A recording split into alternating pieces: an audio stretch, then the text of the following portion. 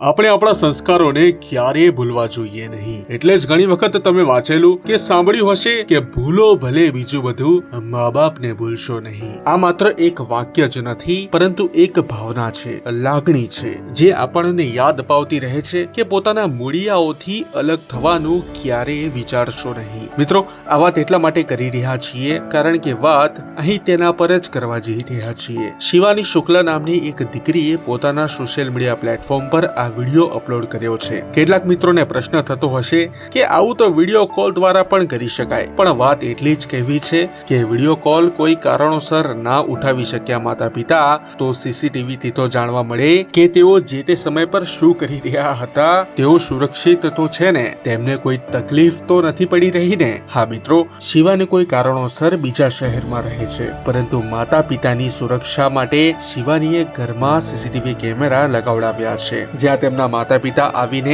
ઈશારામાં પૂછે છે કે તે જમી લીધું, અને આ તેમનું રૂટીન બની ગયું છે। એક તરફ આટલો સરસ હૃદયને સ્પર્શી જાય તેવો ભાવુક વિડિયો છે, અને બીજી તરફ એવી ઘટનાઓ કે જેમાં ખુદ સંતાન જ પોતાના માતા પિતાના જીવના જોખમનું કારણ બને છે।